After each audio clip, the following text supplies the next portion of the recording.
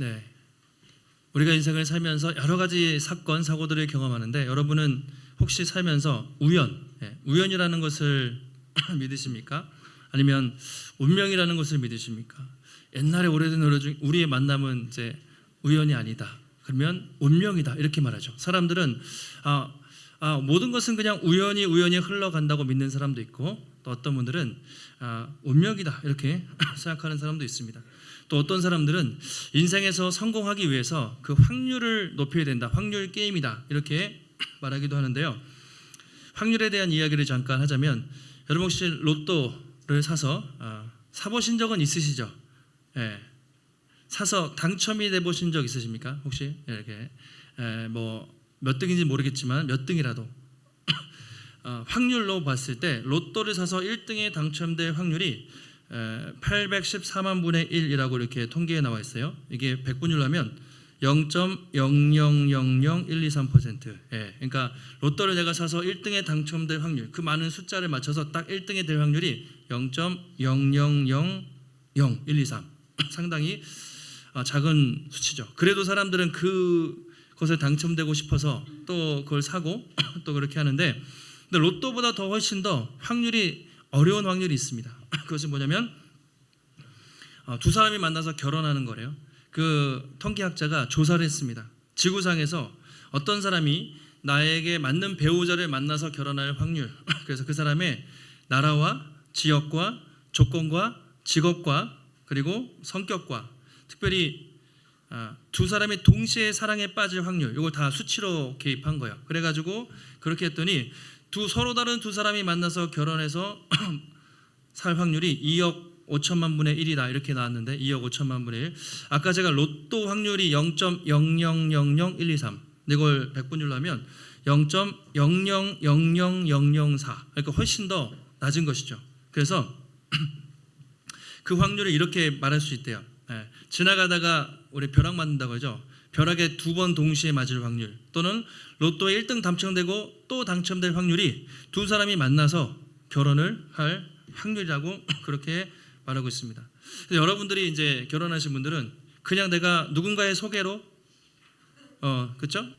또는 우연히 같은 직장 어디서 만나서 그냥 결혼했나 보다 생각하지만 그 확률이 로또 맞기보다 더 어려운 확률이에요. 그래서 어떤 분들은 차라리 로또 당첨된 게 난데 이렇게 생각할지도 모르겠지만, 결혼을 그렇게 해서 막 원수처럼 싸우기도 하고 친구처럼 살기도 해요. 어쨌든 그런 어려운 확률을 거쳐서 사람이 만나서 이렇게 두 사람이 살아간다고 합니다.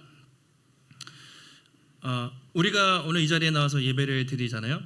지금 세계 인구가 82억이라고 해요. 82억 중에서 같은 시간, 같은 공간, 같은 자리에 앉아서 이렇게 뭔가를 한다는 것, 특별히 예배를 드린다는 것도 확률로 따지면 거의 엄청난 놀라운 확률이라고 그렇게 말할 수가 있습니다. 기적과 같은 확률이죠. 여러분들은 그냥 오늘 식사를 하시고 그냥 이렇게 아침 드시고 교회 가야겠다 이렇게 저렇게 해서 오셨을지 모르지만, 이렇게 해서 만나서 이 자리에 예배 드리는 것이 엄청난 확률이죠. 그러니까 우연이 아니라 우리는 그 뒤에서 하나님이 보이지 않는 손길로 누군가가 인도하신다라고 우리는 그렇게 믿는 것이죠. 오늘 말씀도 비슷합니다. 모압에서 온 룻이라는 그 이방 여인이 희한하게 이스라엘 청년, 부잣집, 아주 멀쩡한 훌륭한 청년, 훌륭한 사람 보아스를 만나게 돼요. 그래서 오늘 핵심은 우연이라는 단어입니다. 우연히 그 밭을 지나가는데 때마침 보아스가 지나가서 두 사람이 만나게 되고 두 사람이 결혼하게 되고 놀라운 역사가 나타나게 되죠. 왜 하나님은 이 우연 같은, 사실 우연이 아니지만 우연 같은 만남을 통해서 이런 일을 하셨고, 그 뒤에 우연 뒤에서 역사하시는 보이지 않는 하나님의 손길, 섭리는 무엇인가 함께 나눠보도록 하겠습니다. 이제 모압에서 베들레헴으로 오면서 그렇죠? 사람들이 놀랬습니다. 이 사람이 나오미냐? 왜냐면 갈 때는 그래도 남편도 있고 아들도 있었는데 다 죽고 어쩌면 거지처럼 돌아온 거예요. 이 사람이 나오미냐? 이건 감탄문이라고 했습니다. 우리가 전에 알던 나오미가 아닌데 어떻게 이렇게 쫄딱 망해서 왔나? 이렇게 생각을 했던 거죠. 그래서 나오미가 이렇게 얘기하죠.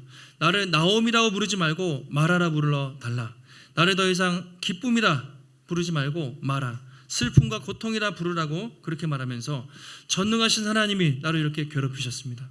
전능하신 그분이 나를 이렇게 만들었습니다. 이렇게 고백을 했습니다.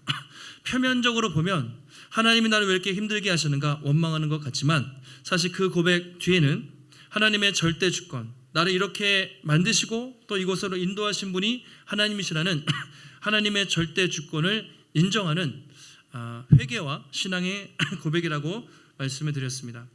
그렇게 해서 이제 돌아와서 절망 속에 돌아왔지만 오늘 2장부터는 회복의 이야기가 시작이 되죠. 1장 마칠 때는 이런 거였잖아요. 돌아왔을 때 볼이 추수하는 때였더라. 복선을 깔아놨습니다. 그렇게 하고 2장부터는 본격적인 회복의 이야기가 시작되고 있는데요. 가장 먼저 보아스, 드디어 보아스라는 멋진 남자가 나와요. 이 사람을 이렇게 소개하고 있습니다. 2장 1절인데요. 우리 함께 읽겠습니다. 나오미의 남편 엘리멜렉의 친족으로 유력한 자가 있으니 그의 이름은 보아스더라. 자, 보아스를 어떻게 소개하는지 잘 보세요. 두 가지로 소개합니다.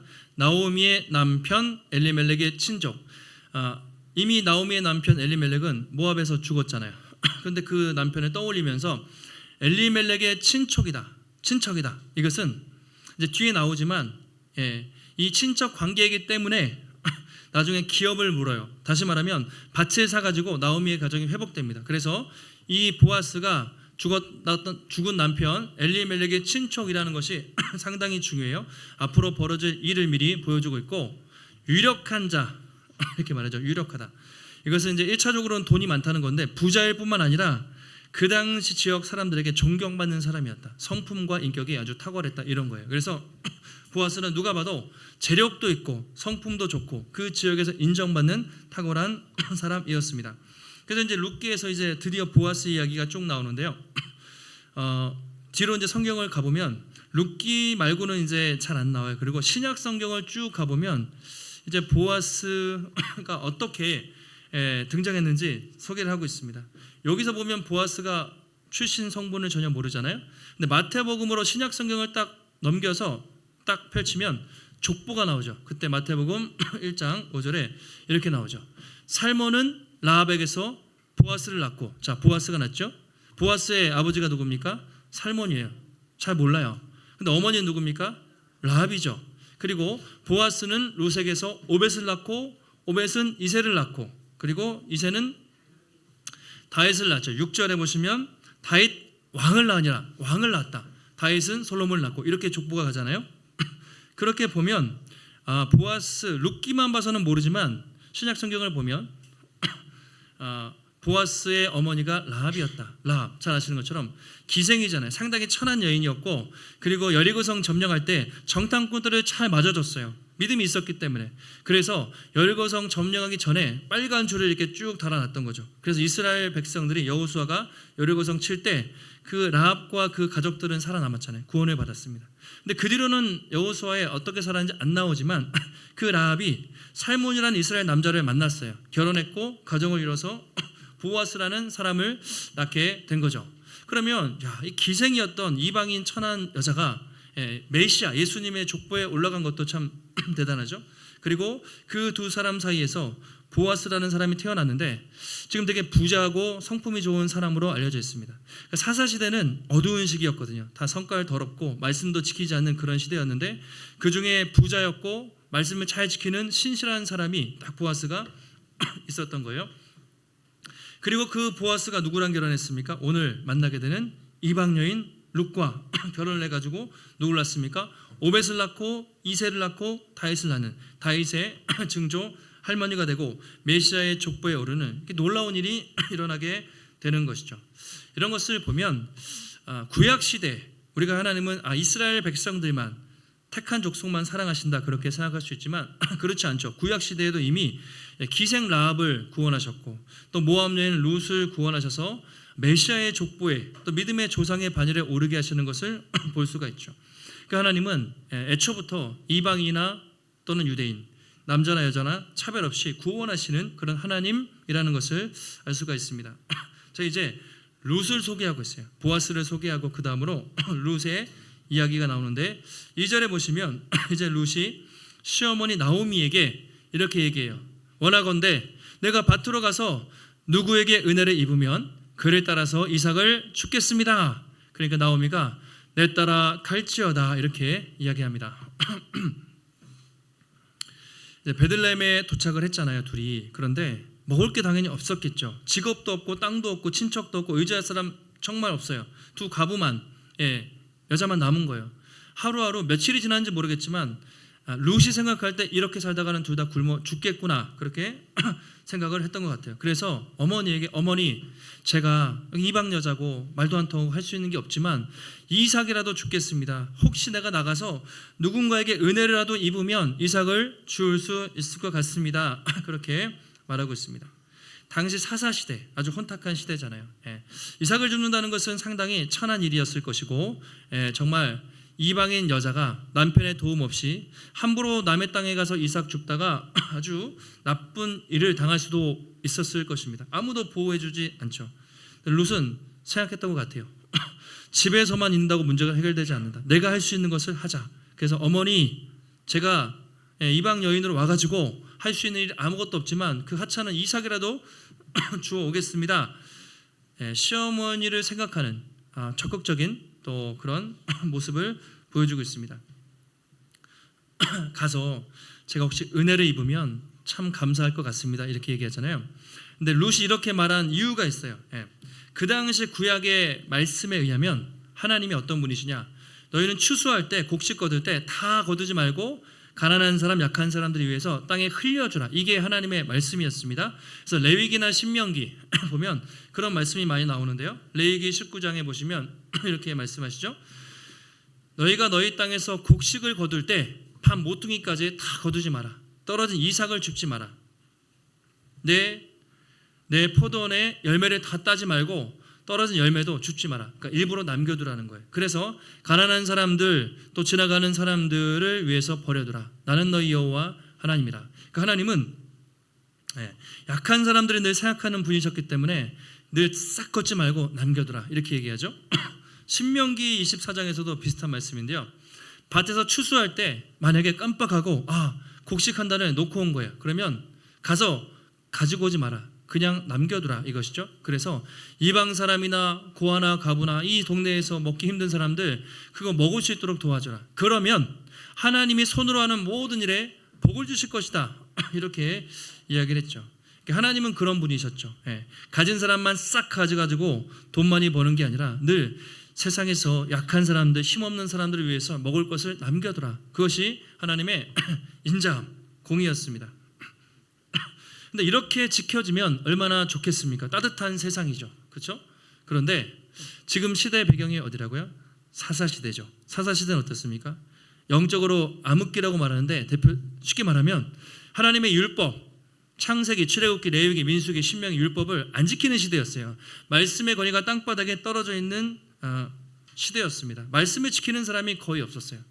그런데 룻 입장에서 나간 거예요. 이 말씀 하나 붙잡고 혹시라도 지금 세상이 너무나 각박하지만 혹시라도 이 말씀을 지키는 좋은 사람이 있다면 그 사람을 만나서 내가 이삭을 얻을 수 있을 것이라고 생각하고 믿음으로 그렇게 도전을 했던 것이죠. 말씀에 대한 믿음이 있던 것 같아요. 나오미가 내 따라 가라 이렇게 얘기하는데 이게 어떤 뉘앙스인지 모르겠어요. 내 따라 가라. 아직 같이 가면 좋은데 시어머니도 야 네가 참 좋은 생각했다. 여기 와가지고 그 참 천한 일을 한다고 같이 가서 죽자. 그러면 좋지 않았을까요? 그런데 내 따라 가라 이렇게 짧게 얘기해요. 나오미의 심정이 어땠는지 모르겠지만 나오미는 일단 마음이 많이 힘들었을 것 같아요. 베들레헴에서 돌아올 때 다 죽고 사람들이 손가락질하는 상황에서 밭에 나가서 이삭을 줍는 것 자존심이 상하는 일이었을지도 모릅니다. 나이도 이미 좀 50대 이상은 됐을 것이고 그리고 우울증에 빠져 있었을 것이고 별로 그렇게 의욕이 없었을지도 몰라요. 그래서 룻이 며느리가 간다고 하니 참 딱하다. 그래도 우리가 할 수 있는 게 없는데 네가 나가겠다면 그래 그거라도 가서 좀 이삭이라도 잘 주워봐라. 내 따라 잘 갔다 와라. 그렇게 얘기하지 않았을까 생각을 합니다. 어쨌든 룻은 시어머니에게 허락을 받고 낯선 땅에 가서 이삭을 주러 나가게 되는 것이죠. 우리 오늘 말씀을 보면서 이 룻을 통해서 우리가 이렇게 힘들고 어려운 시간을 지날 때, 고난의 시간을 지날 때 우리가 그 시간을 어떻게 견디고 살아야 하는지를 알 수가 있습니다.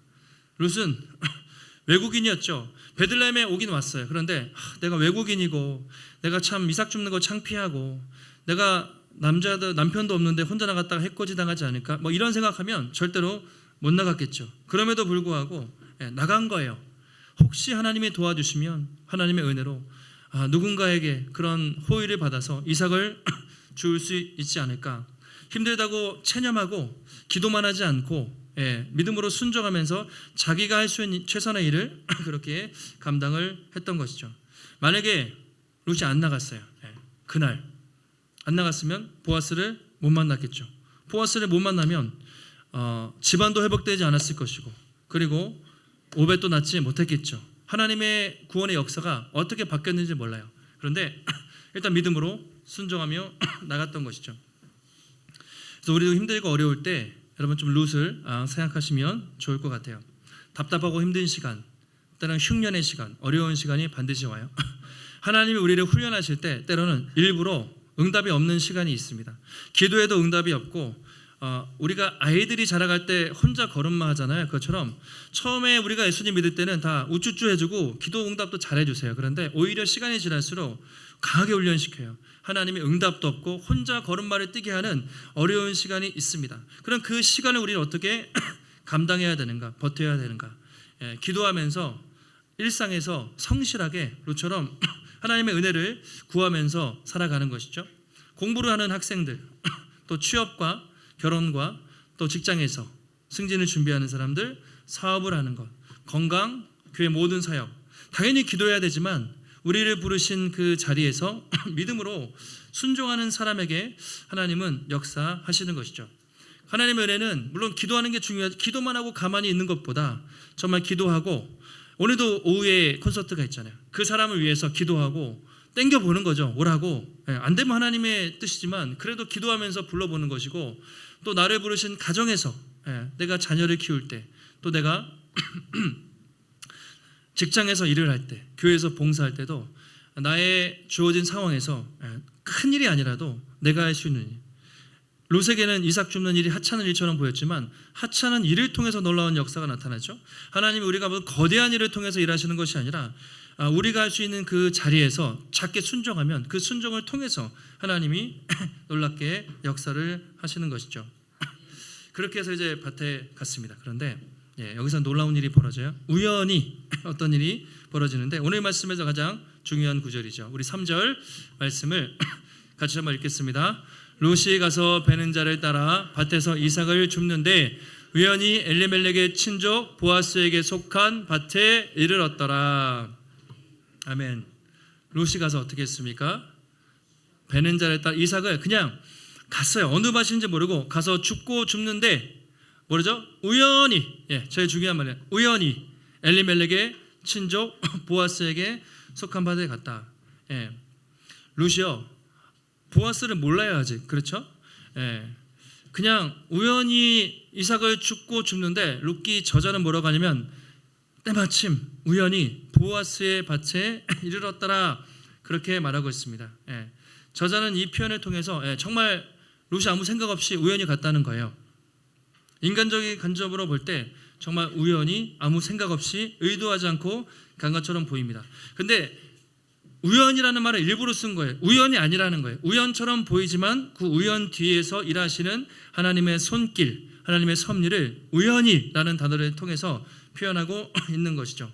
겉으로 볼 때는 우연이지만 하나님이 룻을 그 밭으로 인도하신 것이죠. 그래서 우리가 우연이라는 말을 여러분도 얼마나 자주 쓰시는지 모르겠습니다. 네, 사전을 찾아보면 우연 이렇게 되죠. 아무 인과 관계없이 뜻하지 않게 일어난 일, 이걸 우연이라고 하죠. 인과관계 없이 내 생각과 의지와 상관없이 그냥 일어난 일을 우연이라고 말합니다. 반대로 필연, 반드시 일어날 수밖에 없는 일이겠죠. 사전에 보면 일의 결과가 반드시 그렇게 될 수밖에 없는 것, 이걸 필연이라고 말합니다. 그래서 사람들은 이렇게 살다가 이런 좋은 일 또는 어려운 일 생기면 우연히 그런 일이 생겼다라고 그렇게 말합니다. 그러다가 이건 정말 있을 수 없는 일이야 라면 운명이라고 말하죠. 운명 같은 만남이었어, 운명 같은 사건이라고 그렇게 말합니다. 근데 성경은 우연도 아니고 운명도 아니고 필연도 아니고 하나님의 섭리라고 그걸 표현합니다. 섭리. 섭리의 사전적 의미는 이것입니다. 세상과 우주 만물을 다스리시는 하나님의 통치, 세상과 우주 만물을 다스리시는 하나님의 뜻, 이것을 섭리라고 하죠. 그래서 세상 사람들은 자연의 섭리라는 표현 정도는 써요. 자연의 섭리. 자기들도 뭐 설명할 수 없으니까 자연의 섭리라고 말하지만 우리는 하나님의 섭리라고 말하죠. 세상의 모든 진행되는 것들이 하나님의 뜻과 계획 속에서 하나님의 섭리 가운데 진행된다고 우리는 믿는 것이죠. 우리 신앙의 선배들이 신앙 고백서를 막 만들었어요. 아마 웨스트민스터 신앙 고백 또는 하이델베르크 요리 문답, 그런 것들이 뭐냐면 신앙의 선배들이 성경에 있는 내용들을 다 추려가지고 쉽게 이제 교리서를 만든 것인데 거기 27문에 보면 하나님의 섭리가 무엇인지 이렇게 표현하고 있습니다. 같이 한번 읽어보실까요? 하나님의 섭리란 전능하고 어디에나 계시는 하나님의 능력으로 하나님께서 하늘과 땅의 모든 피조물들을 붙드시고 다스리시는 것입니다. 이렇게 표현하죠. 하나님의 섭리가 무엇입니까? 라는 질문에 대해서 섭리란 전능하시고 언제 어디서나 계시는 하나님의 능력으로 하나님께서 하늘과 땅과 모든 피조물들을 붙드시고 다스리시는 것이 하나님의 섭리다, 그렇게 말하고 있습니다. 그러면서 그 책의 해설에 이렇게 나와 있어요. 잎사귀와 풀, 비와 가뭄, 풍년과 흉년, 먹을 것과 마실 것, 건강과 질병, 부유함과 가난한, 이 모든 것이 우연히 오는 것이 아니라 아버지의 손에서 온다는 것을 믿는 것, 이것이 하나님의 섭리다라고 이렇게 해설하고 있습니다. 그런 점에서 오늘 룻이 이삭 주우러 갔는데 그것이 우연히 간 것이 아니라 하나님의 섭리와 인도하심 가운데 그 밭에 도착했다는 것이죠. 그때 또 놀라운 일이 이르죠. 룻이 혼자 간 것만으로 안 되잖아요. 보아스가 와야 되죠. 그 성경에 뭐라고 표현합니까? 마침이라고 표현하죠. 4절에 마침. 그러니까 3절은 우연히, 4절은 때마침. 4절 보시면 이렇게 돼 있죠. 마침 보아스가 베들레헴으로 와서 밭에 도착을 했습니다. 마침이라는 말이 힘내 이런 뜻인데 보라, 감탄사거든요. 주목하라 이런 뜻이에요. 그러니까 이 본문의 뉘앙스를 살려서 번역하면 때마침 보아스가 이 밭에 도착했다, 이렇게 설명할 수 있습니다. 그러니까 3절과 연결하면 우연히 룻이 보아스의 밭에 도착했을 때 때마침 보아스가 베들레헴에서 그 밭에 도착했다, 이렇게 되는 거죠. 1분만 엇갈렸어도 두 사람은 만나지 못했을 거예요. 근데 하나님이 딱 보아스가 룻이 이삭 줍는 그 순간에, 보아스의 밭에 도착한 그 순간에 마침 보아스가 이제 일이 잘 되는지 돌아보기 위해서 그 밭에 딱 도착하게 된 것이죠. 여러분, 그렇게 해서 두 사람이 만났는데 이게 우연처럼 보입니까? 멀리 이방 땅에서, 그렇죠? 모압 지방에서 있었던 한 여인이 시어머니를 만나가지고 남편이 죽어서 남아있어도 되는데 시어머니 따라 왔고 그날 따라 밭에 가서 이삭을 주우려고 하는데 그 밭의 주인인 보아스를 만났다. 이게 우연이라고 말할 수 있는가? 그렇게 말할 수 없죠. 하나님이 그렇게 만드신 것이죠. 하나님이 룻을 보아스의 밭으로 인도하시고 하나님이 마침 그 시간에 보아스를 자기 밭에 와서 두 사람을 만나게 한 것이죠. 만납니다. 다음 절에 보겠지만 만나서 어떻게 합니까? 대화하게 되고 두 사람이 결혼하게 되고 결혼해서 기업을 물은다고 말하는데, 그러니까 밭을 엄청나게 나오미의 유산이 회복이 돼요. 집안이 회복되고 또 귀한 아들을 낳죠. 오벳, 다윗 왕의 조상이 되는 그 놀라운 사건을 경험하게 되는 것이죠. 이 모든 것들을 보면 이것이 그냥 우연. 근데 우연도 한 번이지. 만약에 우연이 한 번이면 좋은데 우연에 또 우연이면 그건 정말 필연이라고 말할 수밖에 없죠.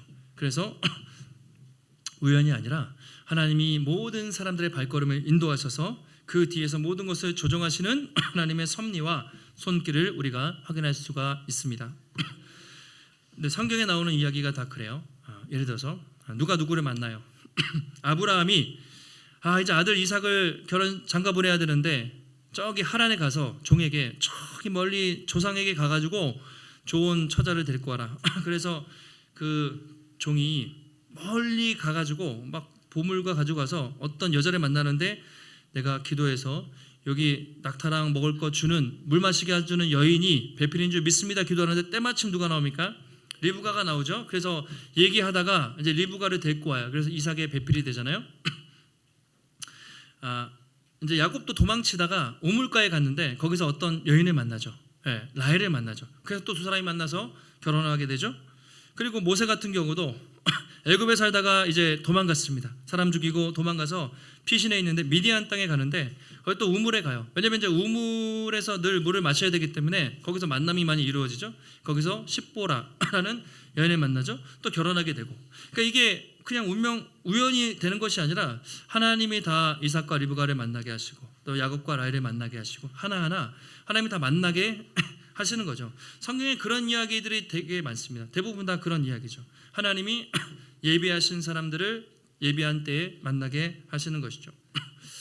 예수님도 제자들에게 하나님의 섭리에 대해서 말씀하신 적이 있어요. 제자들이 잡혀가면 우리 어떡하지? 예수 믿다가 어려운 일이 생기면 어떡하지? 좀 두려워할 때 이렇게 말씀하세요. 야, 하늘을 봐라. 참새가 2아사리온에 팔리는 것이 아니냐. 2아사리온은 지금으로 말하면 1,000원, 2,000원 하잘것없는 저 참새도 그렇게 싸게 팔리지 않냐. 그러나 하늘 아버지께서 허락하시지 않으면 참새 2마리도 하늘에서 절대로 떨어지지 않는다. 죽지 않는다. 하나님은 너희 머리털까지 하나하나 세신 바 된다. 두려워하지 말라. 너희는 저 하늘의 참새보다 훨씬 귀하니라. 이렇게 얘기하죠. 그 하늘의 참새도 우리가 그냥 지나가는 우주 만물도 하나님의 손길이 닿지 않는 곳이 없고 하나님 허락하지 않으면 참새도 안 떨어져요. 하물며 내가 택한 너희일까 보냐. 내가 너희를 지키고 인도하니 두려워하지 말라고 예수님이 제자들에게 말씀을 하신 것이죠. 그럼에도 불구하고 지금도 지금 일반적인 사람들은 과학을 믿고 합리적인 이성을 신봉하기 때문에 그냥 뭐 과학이라고 표현하거나 또는 우연이라고 생각하고 사는 것 같아요. 그 우연의 핵심이 빅뱅과 진화론이죠. 빅뱅 45년 전에 뭔가 터졌고 또 세상이 진화되고 있다. 그것은 과학을 포장한 사실 과학이라고 말하지만 뭐 너무나 잘 알듯이 과학이 아니라 하나의 학설에 불과한데 그냥 우연에 거듭해서 이렇게 인류가 진화되고 있다라고 말하는 것이죠. 모든 것을 우연에 맡깁니다. 그리고 심지어 인간도 우연히 태어나서 우연히 살다가 우연히 죽는다. 이게 세상 사람들의 관점이고 진화론적 관점이죠. 그리고 그것으로 설명하기 힘들 때는 그냥 운명이다, 필연이다, 뭐 그렇게 표현합니다. 그러나 성경은 그것이 하나님의 뜻과 계획이라고 그렇게 말하고 있습니다. 여러분 생각하실 때 그냥 객관적으로 생각을 해보세요. 그냥 지금 이성적으로 합리적으로 지구가 생명이 존재합니다. 그리고 우주가 있고 지구가 있죠. 자전과 공전을 하고 태양이 있고 별이 있고 달이 있고 그것이 엄청난 법칙을 따라 지금도 자전하고 공전하고 막 돌고 있잖아요. 지금도 이 순간에도. 그리고 태양과 지구의 거리가 몇 미터만 몇 킬로미터만 이렇게 붙어도 인간은 다 죽어요. 타 죽고 몇 킬로미터만 멀어져도 다 얼어 죽어요. 그러니까 이 모든 법칙들이 되게 정교하게 교묘하게 돼 있습니다.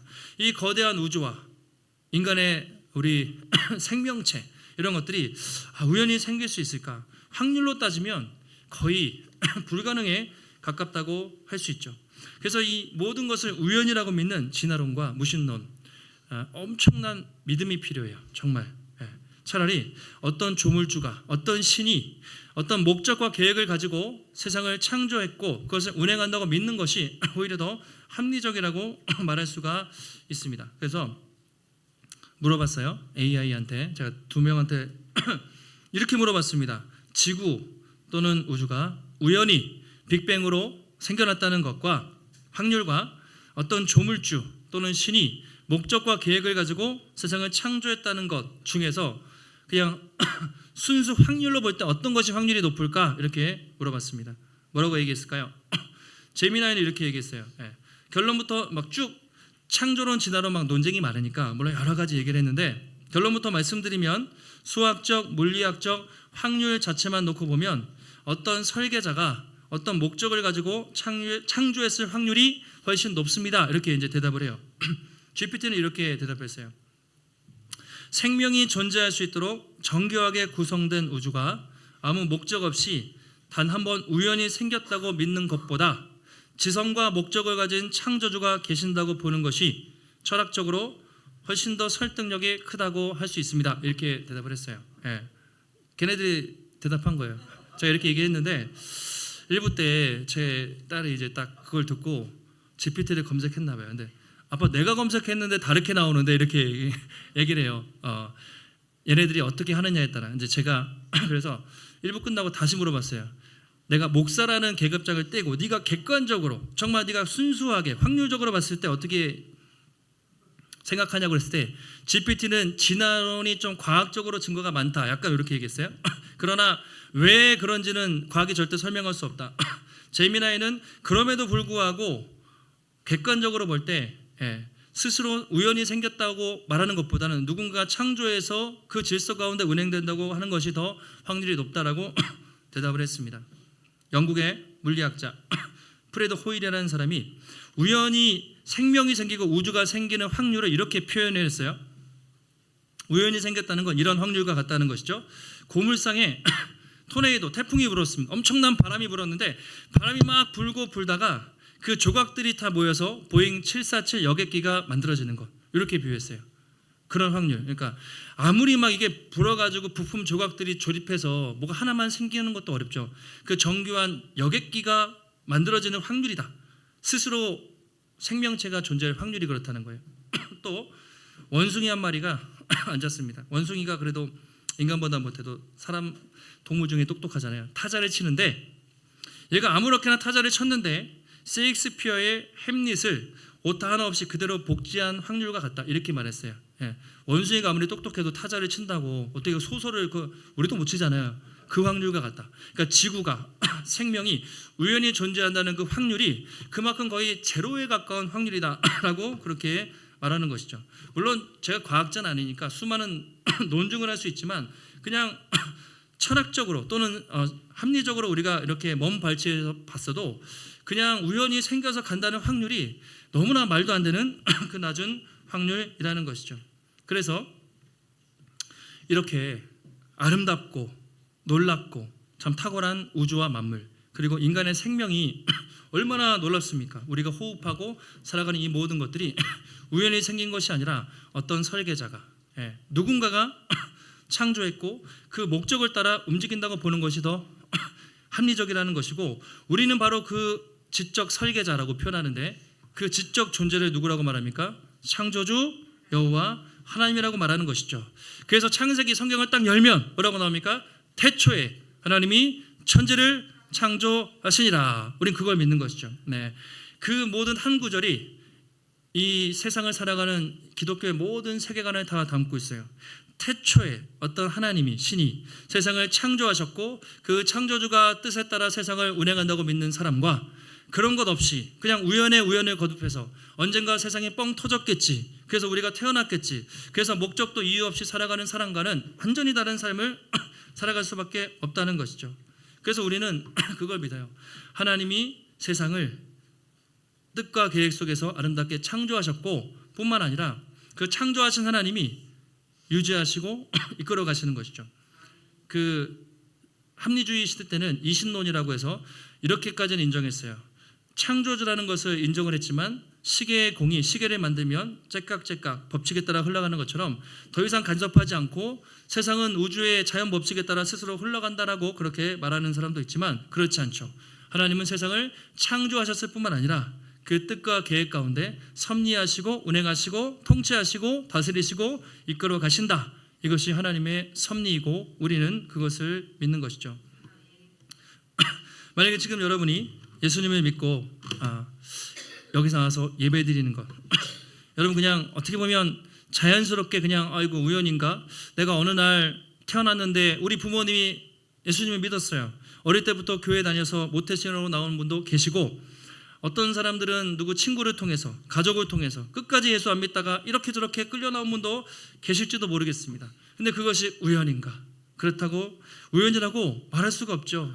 수많은 사람들 중에서 나를 택하여서 부르시고 구원하시고 예배자로 세우신 것, 그것이 과연 우연이라고 할 수가 있는가? 여러분이 수많은 사람 중에 어떤 남편, 아내, 누군가를 만나서 사는 것, 가정을 이루고 자식을 낳고 사는 것, 그것이 그냥 우연인가? 어쩌다 된 것인가? 그렇게 말할 수 있겠습니까? 여러분이 대한민국에서 태어나고 또 남자로 여자로 어떤 지역에서 어떤 부모님 밑에서 태어난 것이 그냥 어쩌다가 태어나 보니 그런 것인가? 우연이라고 말할 수가 있는가? 여러분이 삼송에 계신 분들이 많으니까 어찌어찌해서 이사를 오셨는데 삼송에 오고, 이 삼송에도 수많은 교회들이 있는데 수많은 교회 중에 이 복음의 숲교회에 나와서 우리가 함께 드리는 것이 과연 그것을 우연이라고 말할 수가 있는가? 불교에서는 옷깃만 스쳐도 인연이고 지나가기만 해도 인연이라고 말하는데, 이렇게 같은 교회 같은 공동체에서 하나님을 예배하며 섬길 수 있는 것이 과연 우연이라고 말할 수 있겠습니까? 하나님의 인도하심이라고 말할 수밖에 없는 것이죠. 저도 이제 개척을 하면서 제 얘기를 잠깐 말씀드리면 이제 개척을 해야 되니까 장소를 위해서 한 6개월 정도는 정말 제가 신도시는 다 다녔어요. 2020년도에 김포도 가고 다산도 가고 그리고 향동도 가고 삼송도 가고 여기저기 다 다녔는데, 개척하기 직전에 하남 미사에 이제 그 전에 목사님이 그 교회로 연결되면 좋겠다고 해서 제가 원하면 갈 수가 있었어요. 이제 몇 개월 전에. 근데 기도하면서 저는 분립 개척을 준비를 했고 거기 이제 성도님들이 계신 상황이었는데, 어쨌든 기도하는 가운데 저는 이 전 교회 옥인교회에서 분립 개척을 몇 명이라도 성도님 누가 하겠습니다 하고 찾다가 이곳으로 오게 된 것이죠. 이렇게 우연인가? 만약에 제가 다른 교회에서 부임했으면 여러분들 여긴 교회가 없었겠죠. 그럼 여러분들은 어딘가에서 예배를 드리고 있었겠지만 우리가 이 자리에 만났고 예배드리는 이 모든 것이 우연인가? 하나님의 손길이라고 할 수가 있겠죠. 저는 집사람이 이제 대학교를 갔습니다. 그리고 IBF라는 선교단체에 갔는데 거기서 만났어요. 만약에 제가 그 학교를 안 갔고 그 동아리에 안 갔다면 만나지 못했겠죠. 그럼 이제 저도 이제 빠이빠이 하는 거죠. 그만큼 그때 하나님이 그 학교, 그 동아리, 여러분들에게도 인생의 어떤 수많은 선택 가운데 이렇게 저렇게 만나게 하셔서 여러분이 지금껏 살아가고 우리가 예배하고 이 자리에 나와 있는 것이죠. 혹시라도 이 자리에 처음 오셨거나 아니면 오랜만에 오신 분들이 계시다면 한번 생각해 보세요. 내가 그때는 교회 가기 싫었는데 오늘 온 것이 내 발걸음인가? 하나님이 나를 인도하셨기 때문이 아닌가? 그렇게 한번 우리가 생각을 해볼 수가 있습니다. 또 오후에 한 명 전도하기가 참 어려워요. 그 가족들, 남편, 아내, 자식 전도해 본다고 우리가 막 계속 기도하면서 한 사람 한 사람 오는데 한 명이라도 온다면 그 사람이 우연인가? 하나님이 그 사람의 발걸음을 인도해 주신 것이라고 믿고 우리는 기도하는 것이죠. 여러분, 말씀을 정리하겠습니다. 우리는 이렇게 다 어쨌든 이렇게 다 각자가 세상에 살아가시는데 세상이 말하는 것처럼 우연히 왔다가 먼지처럼 우연히 사라지는 존재가 아닙니다. 만약에 정말 우리가 우연히 왔다가 우연히 사라지는 먼지처럼 없어져 버릴 존재라면 뭘 그렇게 아등바등하며 힘들게 삽니까? 그렇죠? 인생이 너무 허무하죠. 그러면 성경은 그렇게 말하지 않죠. 우리 한 사람 한 사람은 귀한 존재이고 하나님의 특별한 뜻과 계획 속에서, 인간이 왜 특별합니까?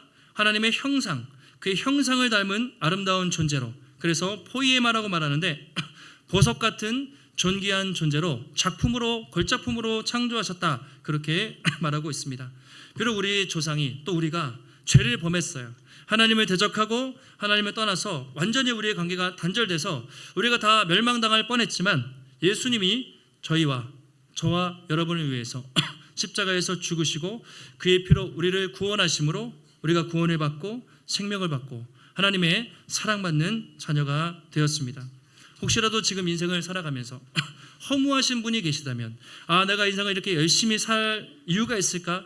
아니면 목적과 계획 없이 사는 분이 계시다면, 또 어떤 분들은 하나님을 믿지만 인생이 참 고달프고 어려워서 참 하나님 내 인생에 소망이 있습니까? 참 낙심된 분이 계시다면 우리 다시 한번 이 연약한 우리를 위해 십자가를 지시고 생명 주신 예수 그리스도, 수많은 사람들 중에서 우리를 택하여 불러주신 예수 그리스도, 그리고 그분이 어떤 고난과 어려움 속에서도 끝까지 우리를 지켜주시고 결국 모든 것을 합력하여 선을 이루신다는 것을 믿고 우리의 신실하신 주님을 바라보고 의지하면서 어떤 상황에도 여러분 낙심하지 마시고 감사와 기쁨으로 믿음의 길을 걸어가시는 귀한 성도님들이 되시기를 예수님의 이름으로 축원합니다. 기도하겠습니다. 하나님 감사합니다. 오늘도 우리에게 거룩한 주일을 허락하시고 주님의 귀한 말씀 듣게 하시니 감사를 드립니다.